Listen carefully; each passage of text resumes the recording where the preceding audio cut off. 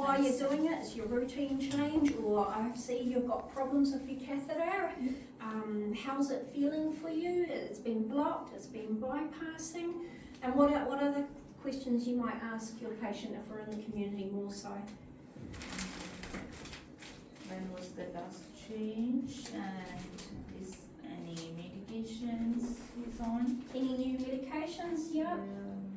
And what medication would you be thinking that could be problematic? That might be any diabetic medicines and cholinergic spasmodics. Yes, antispasmodics, pain relief ones. Yeah. If someone's suddenly got a pain relief medication on board that they normally don't have, what are you thinking then straight away? Yeah, that might irritate the bladder, so it's a chance for Bowels. You're thinking constipation. So you're always asking, when's your bowels last moved? Are you straining with bowel motion? Have you taken laxatives?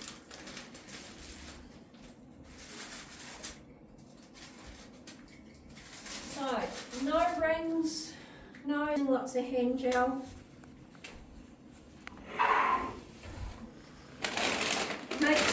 Well, you guys have got trolleys, which is great. In district nursing we don't. We have to make spaces in people's homes. So it can be a bit more problematic for setting up. We can use chairs. We set up next to people on the bed. Some people have great bedside tables. You do your best. Some homes are very cluttered, some homes are great. You just go with it. In district nursing we have a bag that's already made up for us, so that makes our life a lot easier. And we can use this as our wash bag. You can never use your hand gel too much. I just touch the floor a little bit. Don't normally like to touch the floor.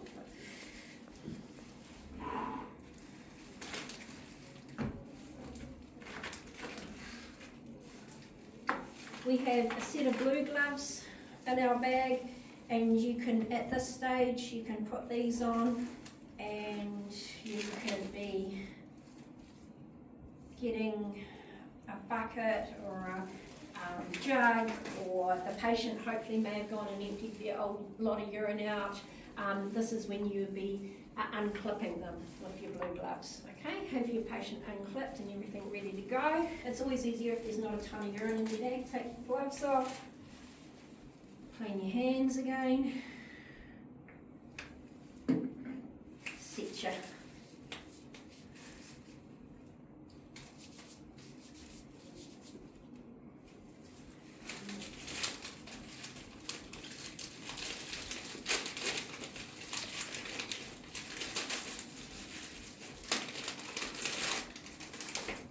I tend to leave my tray in my packet because it keeps it sterile, because I'm not using a trolley in district nursing. So if you've got a sterile spot, it's a really good thing to have. Open your pack. You can use blue gloves to do this if you like, or you can be like me with gel and just normal hands. Tip everything out of your tray. Open your field up, you can touch your corners.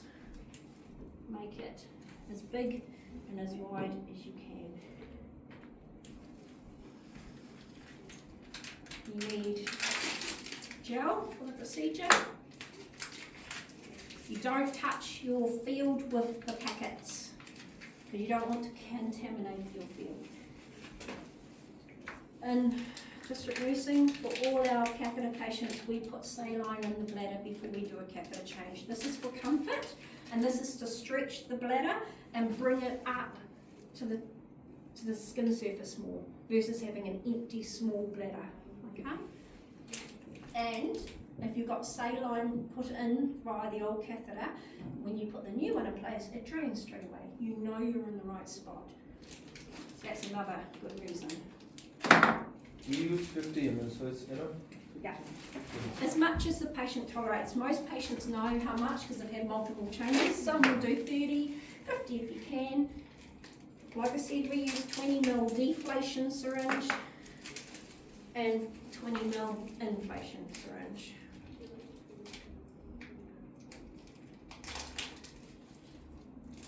And that's because we're taking radical prostatectomy catheters out, and sometimes, most often, they're 30 ml balloons.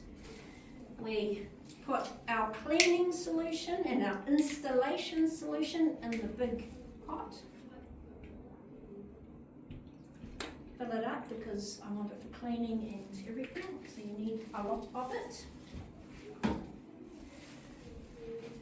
Our sterile water goes into the small side.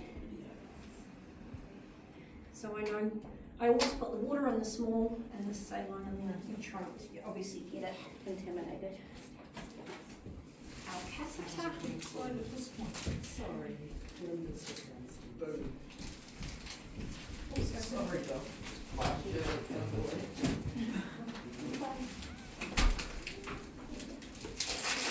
This is a 16 French gauge catheter, and that's the most general size you'll get for your SPCs. Oh, I hold on, as you saw I actually held on to the blue packet, because some nurses will just open like that and hope it drops in. But if you actually hold it, you can control where you put it on your field, and it won't fall on the floor and off the field. So that's my tip for that.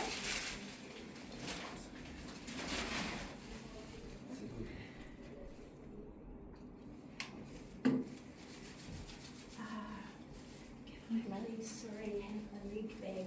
Can I borrow some of these, one of those light bags? Yeah, thank you. In district nursing, we put our sterile bag, either we open it, the day bag, I'm just using a night bag because I'm trying to be cheap. We'd open it off and ready, or you can tip it into the field. But they are sterile, so they can become part of your field. It's absolutely fine. There should be a little tear spot on these, so that you can tear them easily. This is a different brand than we used to use, but it doesn't appear to be, so I'm just going to stick that in my field. Okay. So I've got everything I need. Now, I've got everything I need, so now I am ready to put my first lot of sterile gloves on.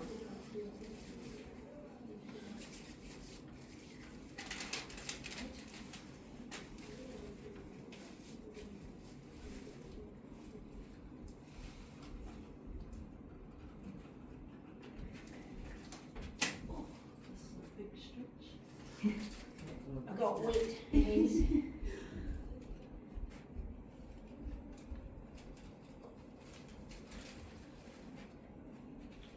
Sometimes you can't get your hand in a little place, but you can play that. My hands are now sterile, and I can now play in my sterile field. First thing is, I'm going to suck up some saline. This patient's going to have, he's used to having 50 odd mils. Get my field ready. Takes longer to get your field ready than to do the actual procedure. That's there. Second thing is I'm going to suck up my water.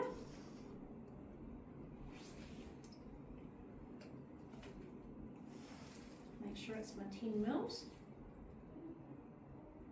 Yep, that's ready to rock and roll.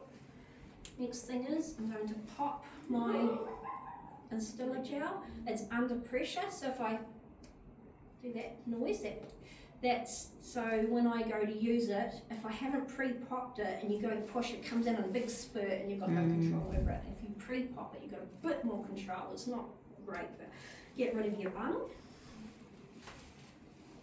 Next thing I'm going to do, the thing I hate the most in my catheter packs are my fluffy balls.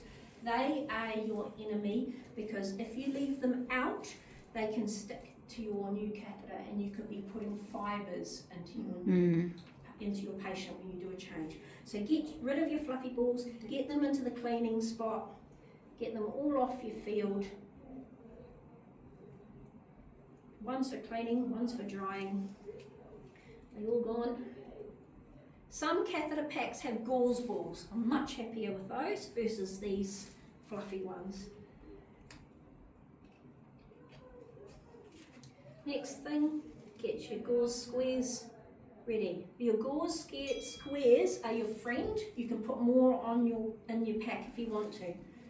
And I'll show you why these are very important. You get to see it. Get your, I know this is the first one I'm going to use for cleaning.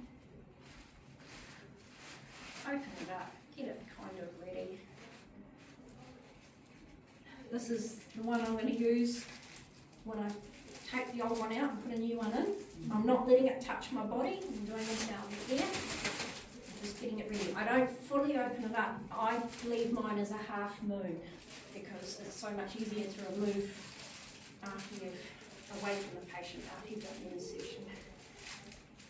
So I put that one on the bottom, that one on the top. Now I can get my catheter ready.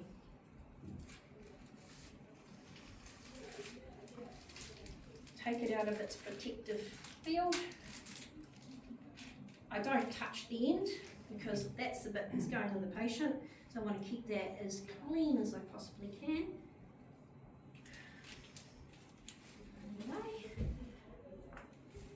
In district nursing, we put the new inflation syringe on before we go anywhere near the patient, because you can push it and twist it and you don't fumble around when you're at the patient. So we pre-do all this, okay? We also, at district nursing, put our bag in, because when the urine comes out, it's not gonna, we don't use the tray, it's not gonna go on the bed in the tray, it drains straight into the bag. Okay, that's just what we do. You can use a tray, absolutely, but this is a clean, tidy way to do it in someone's home. So I'm really happy with that now. Everything is where I like it to be. It's all connected up. Get that off there. Ultimately, we will gel up our catheter. I know it only goes about that far. I don't put gel on the eye because I want the eye to drain straight away. Now I'm going from clean hands to dirty, because I'm about to touch my patient, okay? The first thing I'm going to do is put my... Hi Mr. X, how you going? Your bowels have been working? This catheter's been working really well for you? I'm so glad to hear that, that's fantastic.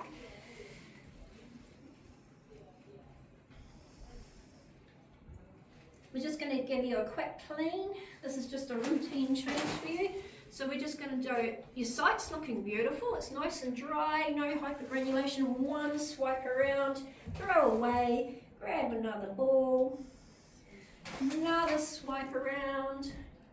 You're taking the bacteria away, you're not dragging it back around, you're doing and away. 3 times round. I'm really happy with that. In general, that's looking fantastic. Your tubing's not all scody and yucky, but maybe your tubing is, so you can hold it and give it clean if you wanted to. It's up to you if it's really yucky. Throw that away. Now we're going to gel up your site. Heaps of gel. That lubricates the old catheter coming out. It's much more comfortable for the patient. And gel is a vasoconstrictor, so if there is any bleeding, it'll minimise the bleeding. Okay, and don't throw your gel away straight away. Put it off to the side, because that can be a troubleshooting thing if we have trouble getting the new catheter in.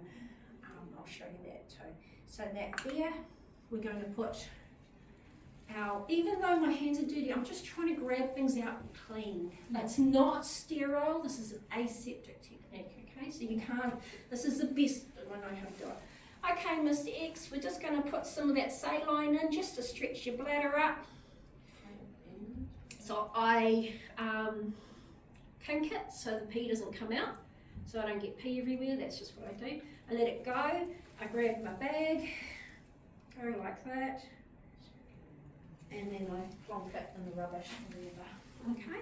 Okay, Mr. X, I have to pretend to do this. We're just going to put that cold saline in. You shouldn't really feel anything. You might feel a slight cold feeling. It shouldn't be painful. I'm just stretching your bladder.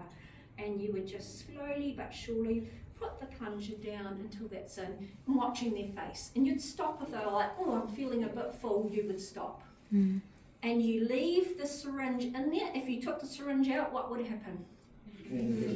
That would all come back out, and nurses sometimes do that because they're getting nervous and they don't, and they like put it in and then they put it in. It's like, no, leave it there, just drop it there. Okay, so now we're ready to do the change side of things. I changed my gloves because I've done all the cleaning, I've gelled, I've prepped the bladder. We're ready to do the switcheroo now. So that's when you change your gloves. Okay, may ask, with this procedure of using the saline, you don't need to clamp the catheter, Don't need to clean the catheter. like to clamp it. Oh, clamp it? Yeah. Okay. So what's the To- question? Because If it's got a flip flow valve on and it's been clamped shut and there's a lot of natural urine in there, you would not put any saline in. Okay. Their bladder's already full of Sorry. stuff. Okay. You're only doing this if the person's on free drainage and you're doing it for stopping that bladder from trauma and that you're going to get something come back out as soon as you put the new tube in. It's to let you know you're in the right place. Okay?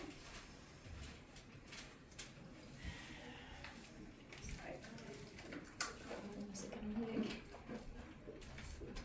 Sometimes your hands just get so sticky. Okay.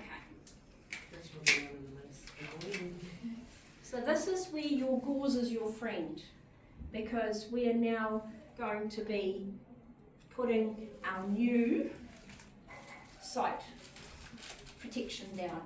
Okay, so you bring it over, you use your gauze to keep your hands as clean as you possibly can and put the new guard down. Plonk that down on there. Stay. Normally you have legs, so it's a bit easier. Then you bring your deflation syringe, you're using your gauze to hold that so you're not contaminating your hand. And you push and turn and you let the body, you let it auto-deflate. That is, just let, if you pull it back, like you forcibly pull it back, you can either pop the balloon or, I know, this is the best way to do it anyway. Then I take this off. Normally the legs don't come out. Yep, and then I check. I go, that was 8 mils. And I squirt, that's what I use my tray for. And then I come and check again. I always double check my balloons, okay? And then I actually do pull back. And as you can see, that's sucked in on itself, so I know 100% that that balloon is empty. Yeah. And I've got another mil in my syringe. And then you can hear it when it does a little under pressure. So some nurses will pull back and then they'll release the plunger, but then the balloon can blow up full of air. So you've got to keep it pulled back. So now I know 100% that my balloon is empty. I'm trying to stop this from dragging itself out. Don't go anywhere. Okay, cool. So the balloon's up. This is insertion time now. So I bring everything over. Sorry to be weird. And it's a dominant hand technique. I grab my catheter. Okay, Miss X, nice and relaxed. You're lying nice and flat. Great. And you're relaxed, you're doing your breathing in and breathing out. Now we pull out, and sometimes you may have to pull out and twist. And you say, that was the depth, so that's the depth I'm going in. Straight out with one, drop it, in with the other, because now I'm only concentrating on the one I'm putting in. I've put it in the same depth as the other one. I'm looking, is there any urine coming in my bag? Yes, there is. I can blow the balloon up, or no, there isn't. Cough for me. Maybe a bit of urine will come then, but still not coming. Don't stress. Roll them on the side. Oh, there it is. It's coming now. As soon as they crunch their tummy muscles, you'll get something. Because you put that saline in there, a mix of saline and urine. You do not blow the balloon up until you see it coming into your tube or it's coming out of the catheter into the tray. Hold your catheter there. You might have to wait this long. Don't stress. You've got your catheter where it's meant to be. Just get that urine to come. Then as soon as you see it, you can go ahead and inflate the balloon. There is some resistance to that. If I couldn't move it at all, because it was just, I'd be like, okay, let that come back out. Okay, Miss X, I'm just going to put the tube just a little, 1 more centimetre, just a little bit longer. Okay, now we test the balloon. Oh yeah, it's going this time. And the urine's still draining. Okay, because you can blow the balloon up in that middle space. Okay, that's why Like, if you don't hold the catheter there, you initially can get urine, go, oh, I'm in, take your hand away, and then concentrate on doing this, and the tubing's already popping up. Do you see the danger of that? So once you've got your tube where it needs to be, you've got to hold it there. Get the urine to come, keep holding it there, and you don't let this hand go until this balloon is inflated. And then you'll never do it wrong. And then as soon as that's fully up, that's what's holding the tube in. Now you take your hand away. Then you go, okay, that was comfortable, that's fantastic. We're just going to reset the catheter. There you go, oh actually. So there's some absolute do's there. Always, when you put the new tube in, hold it there. Get that urine or saline flowing, and then do your balloon. And if there is resistance, put the tube in a little bit more, but never put the tube in this far. Okay? You're always checking the depth of the old one coming out, and as you can see, there's some ridging there, and the eyelets are clear. Pretty good, so ridging's normal, but sometimes when the sites are really tight, that ridging, like I said with a silicone catheter, can make a bit of bleeding. If you've got hyperonic bleeding, who cares? Clean it and just monitor it. Give it another clean, dry it off, and Bob's your auntie's uncle, and then secure it.